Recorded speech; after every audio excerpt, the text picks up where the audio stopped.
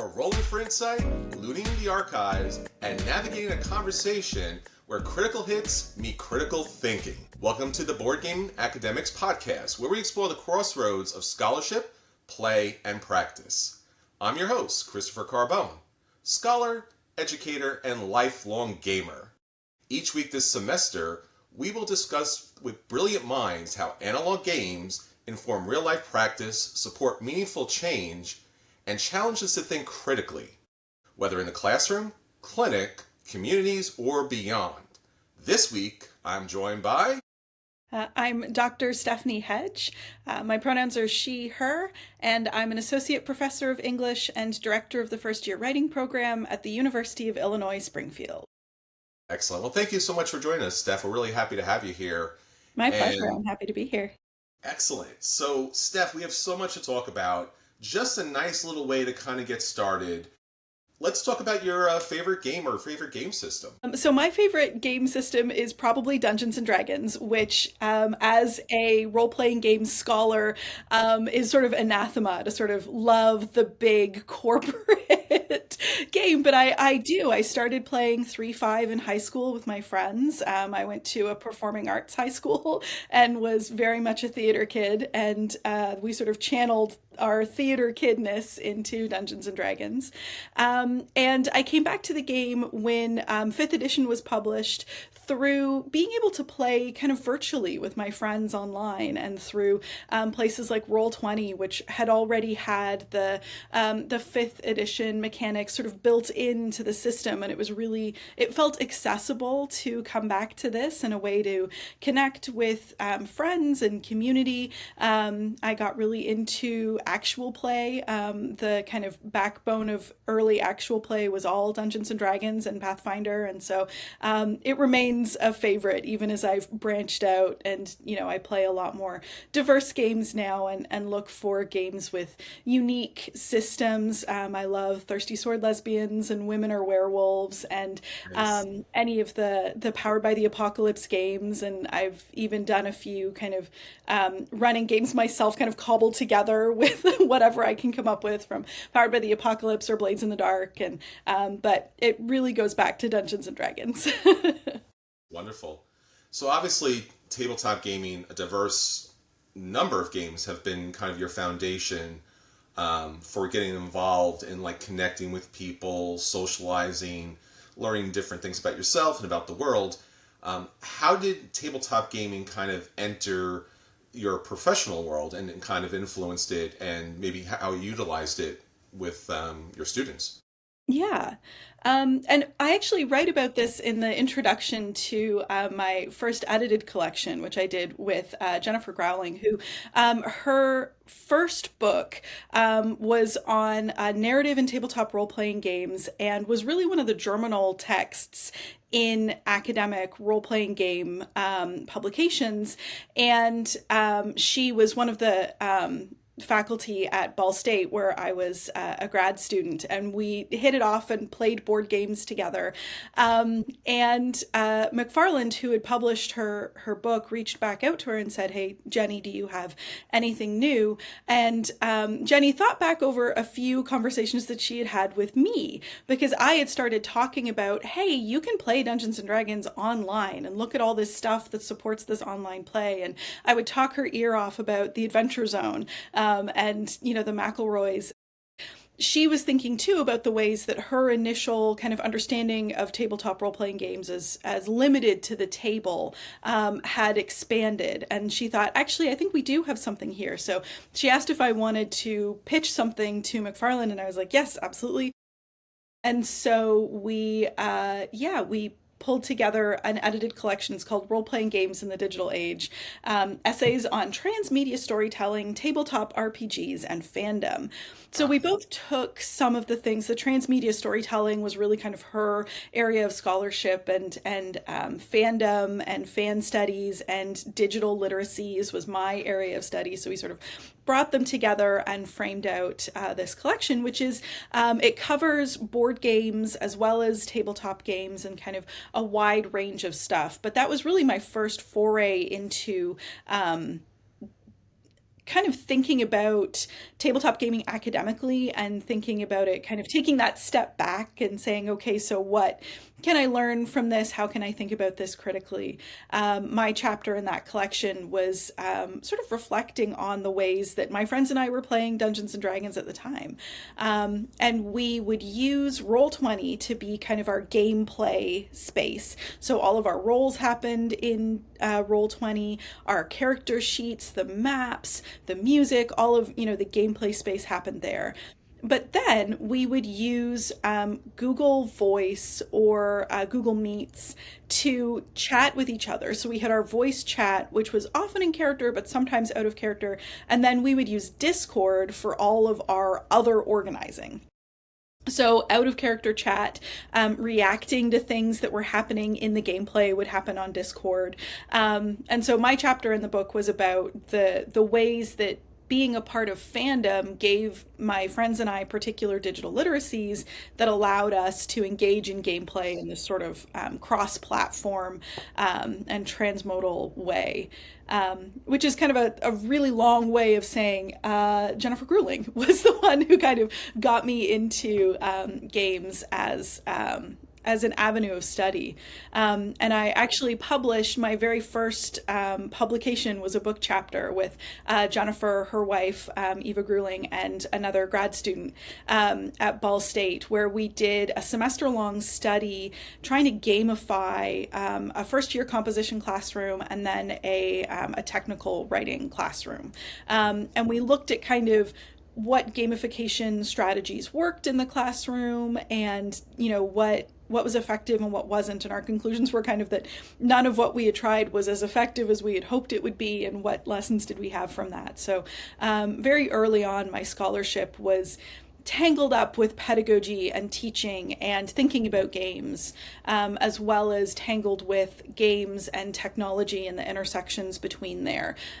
When I'm not writing about games, my other scholarship is all about the ways that writing is mediated by technology. And so that's one of the questions that is always kind of guiding what I am thinking about when I'm thinking about games.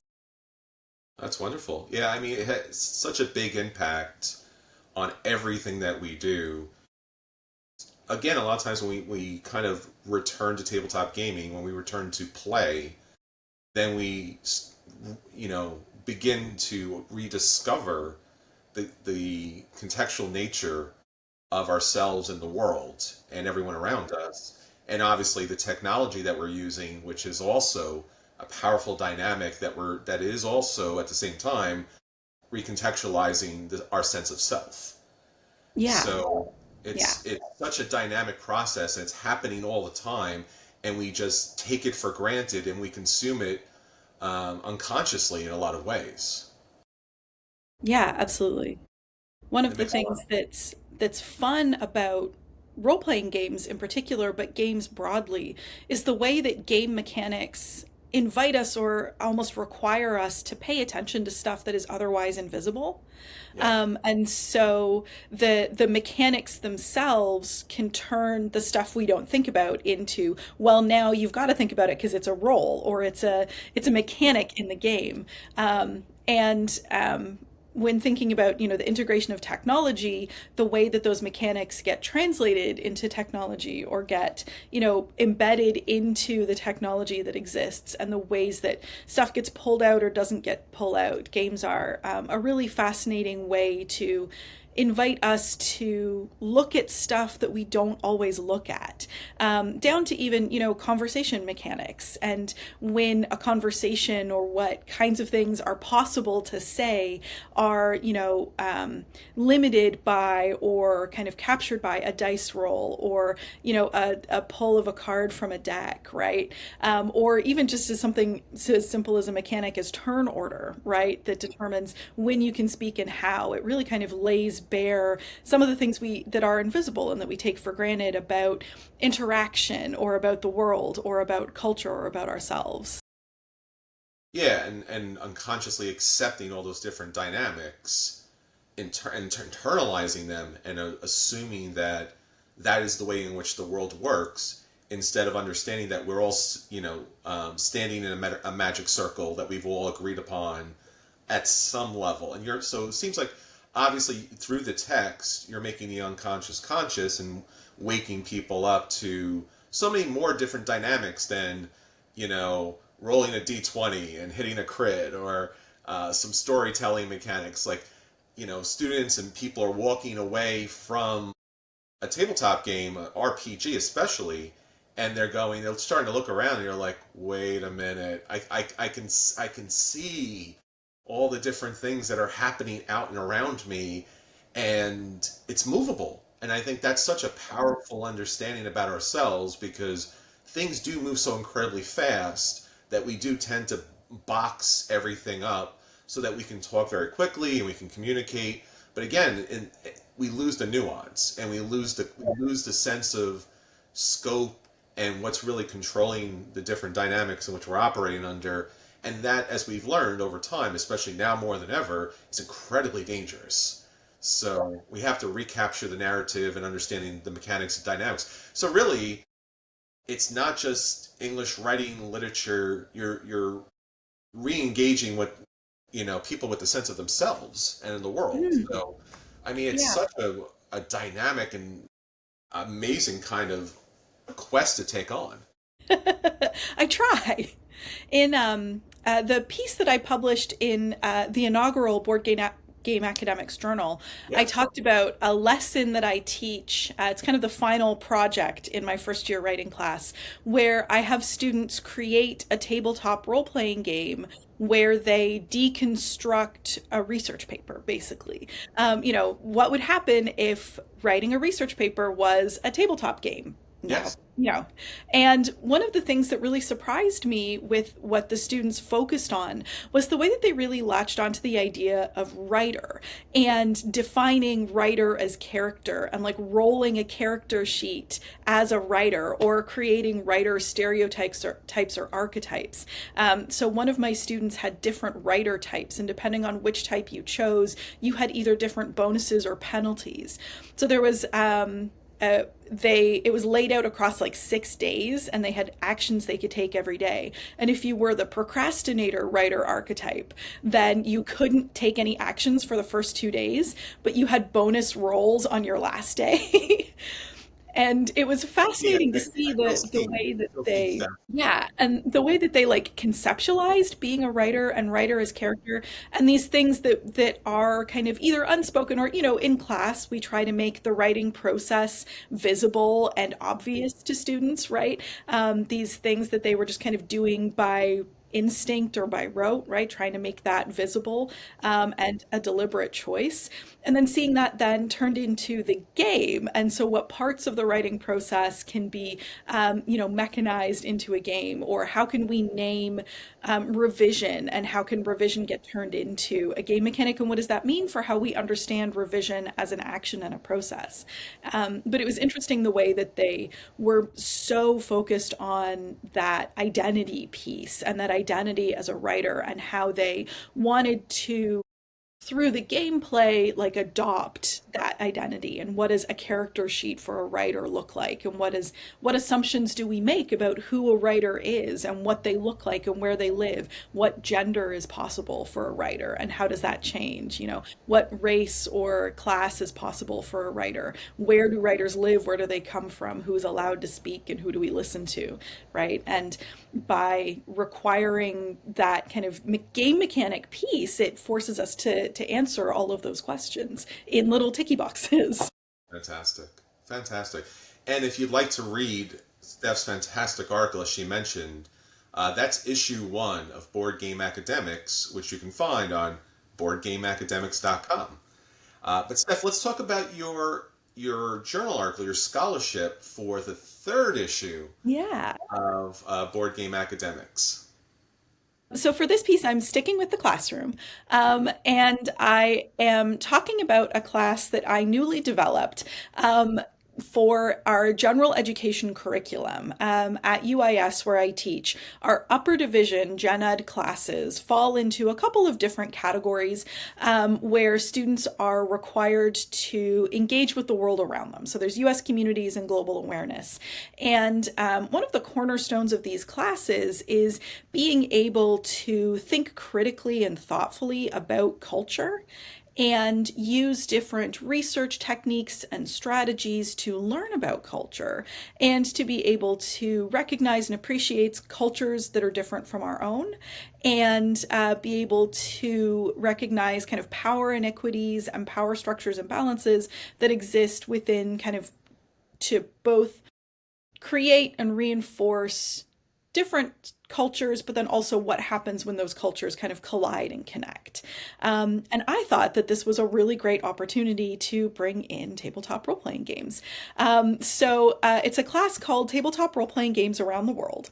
And we are looking at particularly intercultural knowledge and competence is the learning outcome from the AAC and U value rubrics. And in this class, students read tabletop games and play tabletop games. And look at the way that those games can be both kind of are influenced by the writing of them, the assumptions that are made about, character choices or gameplay choices, right? The way that that is influenced by the culture that the writer who lives is writing, but then also the ways that playing those games can be an opportunity to experience that culture, to touch that culture in a way, right? To think about the culture. So in this specific article, I'll be talking about just one unit where we're looking at games developed by a Filipino designer, Joaquim Saavedra, I believe is how you say it, and looking at kind of Filipino culture, myth, and history. All three of these games are centered in Filipino culture, myth, and history, and are looking at things like gods, for example, and deliberately diving into like Filipino creation stories and that kind of thing. And so the class is looking at how tabletop role-playing games are a really unique way to do cultural studies, and a really unique way to interact with, in a way that literature or that film or that art, right, other kinds of cultural expression don't invite that same kind of interactivity and play. And you're not usually, when you're reading a novel, if it's depending on who the protagonist is, right, you're invited potentially to kind of see the world through the eyes of that protagonist, but it's still very directed and guided by that author. Whereas the story and the narrative that's created through a tabletop role-playing game is so much more interactive and expansive. And the game itself provides those cultural guidelines and guardrails and touchstones. But as a player, you've got so much more agency and interactivity. So I think that tabletop role-playing games in particular are a really kind of rich site for this kind of cultural engagement and play in a way that other kinds of media aren't. And what's been the reaction from your students in kind of like, it They've must had be a very, blast. yeah. I've only taught it the once, but the students so far have been so responsive and excited to think about this class and to think about tabletop role playing games in this way. I'm hoping to teach it again in the future, but yeah, they have enjoyed doing the reading parts, which is not always enjoyable. And, especially when you're teaching literature and you're teaching big novels, right, there's some resistance to that. But there's something about the way that tabletop role-playing games texts are written that feels more accessible for students, and the Yes. reading is a little bit easier for them to do. Yeah, so it's been well received so far. Wonderful. I think the thing that's most students don't understand, and obviously in some cases academics and the outside world, is that education generally, when students are taking a class, while you do want them to learn the content, really what you're trying to get at is for them to understand and to think critically, a new way, a new understanding, a new dynamic to kind of engage with the world. Not just this work, but this is a practice for their longer term kind of understanding and education. And I find this so fascinating because I think, again, it's such, education K through 12 and beyond, with the exception of some wonderful teachers and school systems, it's a very hard, regimented, pedantic kind of way of learning. I remember being a kid and they're like, you gotta learn your spelling words. And I'm like, okay, write the spelling words 500 times each. And I'm just like, well, no, that is not fun at all. And it's so wonderful to have something accessible kind of bring them in to learn and understand in a seemingly radically, but really classical way, right? Because that's how we came up. We came up and we learned things through play. Yeah. Yeah. So it's a wonderful opportunity and concept to kind of engage. And also, so beyond the scholarship here, and obviously the practical application that you've done in your own classroom, um, what or how or why should other teachers consider taking this up as a method to kind of teaching and educating their students? I think that the accessibility is a big part of it. The way that tabletop role-playing games are written to be inviting to as wide an audience as possible, usually, right? The way that the rules are laid out in the text, the way that it invites students to come in and play, the way that role-playing games are often really empowering for players and provide them the structures and the scaffolding to be able to do things. One of the things that can be really challenging in academe, especially if you've got students who are underprepared, right, is that you assume that they have the playbook for academe, or that they have the playbook for how to be a scholar in a particular kinds of way, or do critical thinking in particular kinds of ways. And we're not very good as academics as providing that playbook, right? And at kind of making plain the acronyms that we use, or, the kinds of different things we refer to. And tabletop role-playing games playbooks, they will define every acronym and they will, provide a step-by-step guide to how to do this thing. And it's really encouraging and really empowering. One of the things that's fascinating with tabletop role-playing games in particular is the role play part, and the way that you are required to step into the shoes of someone else, right? And while sometimes this is in just kind of a fantasy setting and you're stepping into the shoes of, an orc or a tiefling, right? There are far more games, particularly games that are developed by indie studios, that invite you to step into a very particular kind of shoe and look at the world in a particular kind of way. The fact that it's one of the things that I think makes role-playing games potentially different from just a board game in the classroom, which is also fun, and board games also are really useful in the classroom in different ways, but particularly when it comes to cultural studies, it's that role-playing piece where you're not just you moving a piece strategically around a board, but you are required to be someone else. And it's that taking on that role of someone else, right, that requires empathy and patience and vulnerability, which are all things that I think we want students to have when it comes to cultural studies, when it comes to thinking about the ways that they interact with the world and engage with the world, right?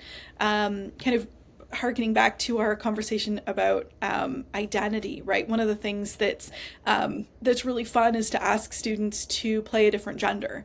And, what does that mean when you're playing a different gender? How might that change how you talk, or how you sit, or how you interact with someone else?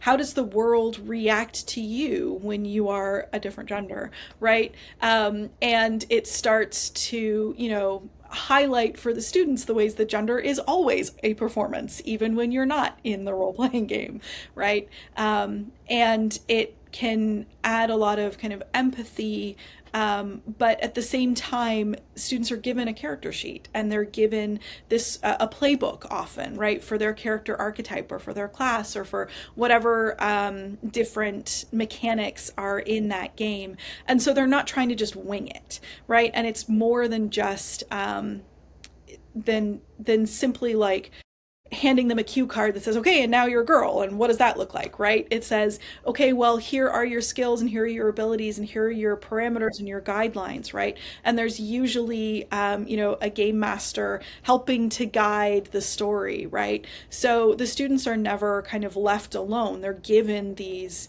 guardrails to help shape what they're doing. And so it's a very kind of directed and targeted and specific kind of play, which I think is why it's so fruitful.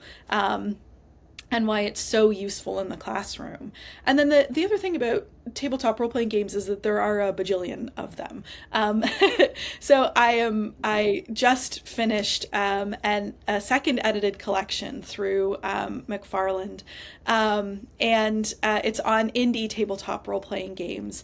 And in my introduction, I sort of start by saying how many independently published games on itch.io, which is where TTRPGs are published, how many were published. And so on April 1st, 2025, there were 25,870 results for tabletop role-playing games. So there are so many, regardless of what topic you are teaching in your class.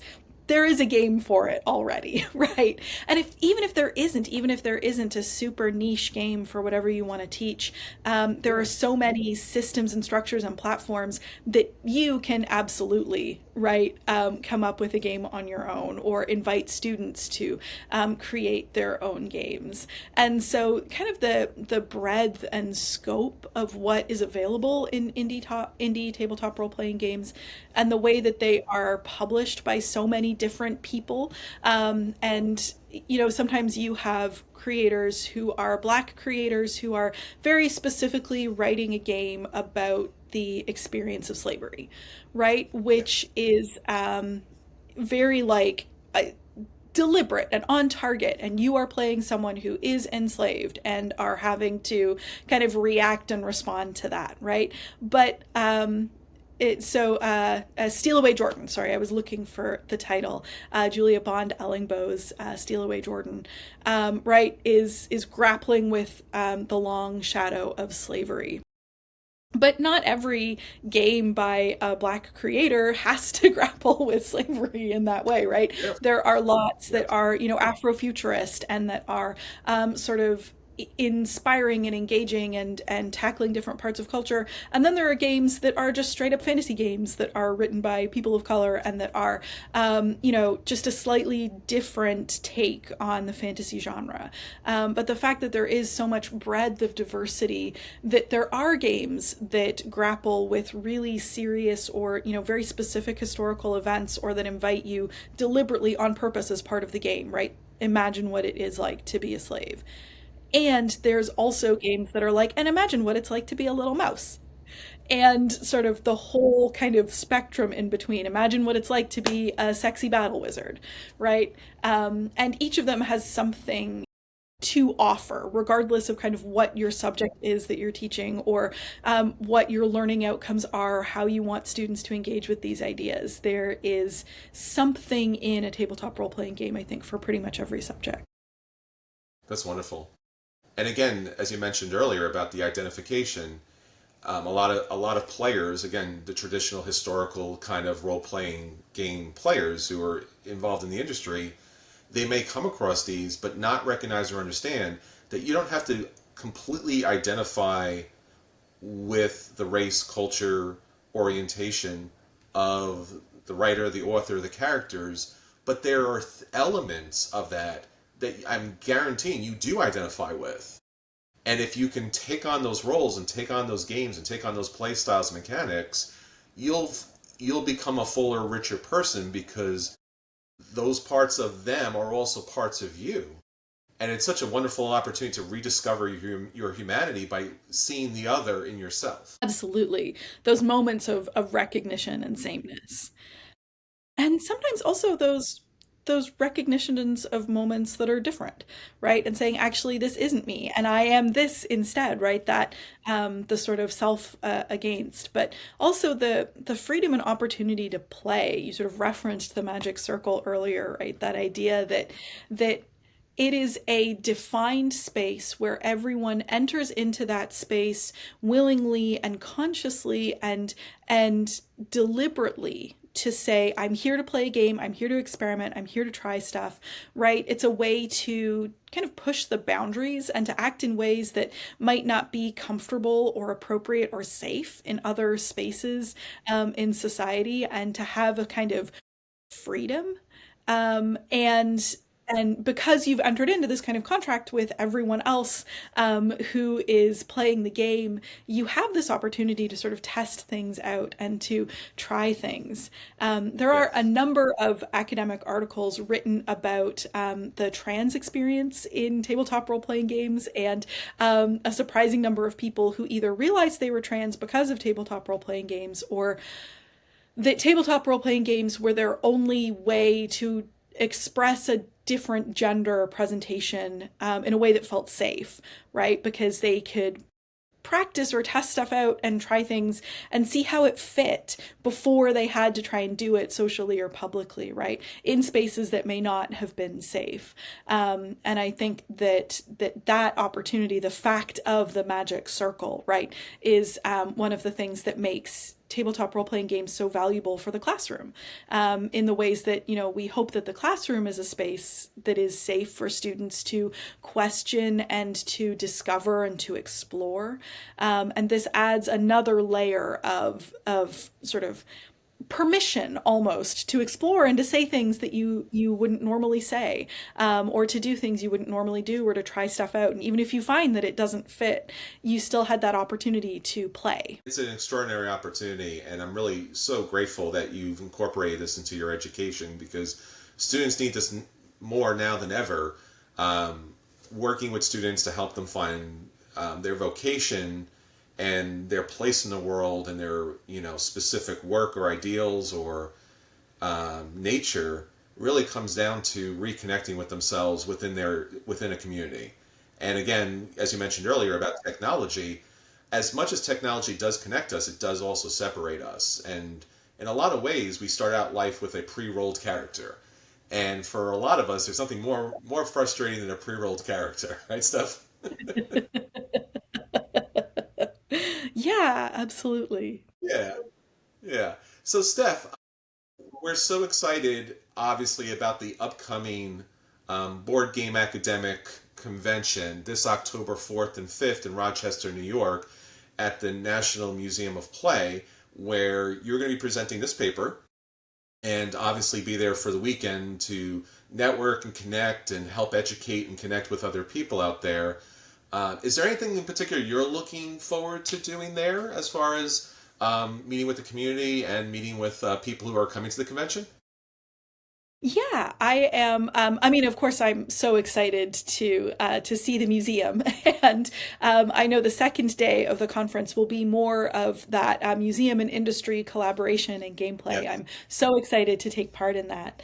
One of the presentations that really caught my eye is mapping Common Core math standards onto tabletop game mechanics to enhance age appropriate gameplay. So the crafts who are game designers I'm fascinated to see math, because I don't math, I language, and I'm so interested to hear sort of.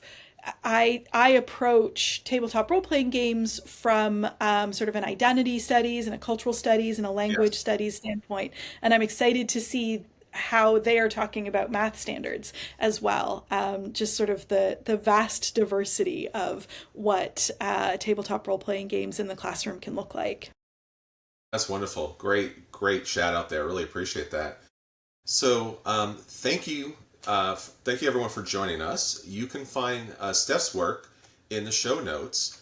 And don't forget to register for this semester's Board Game Academic podcast, so that we have more information for you about upcoming presenters, educators, practitioners, people in different fields and organizations and nonprofit organizations that might help you, might provide you with a new perspective on your work and how to kind of create communities, which I think is more important now than ever.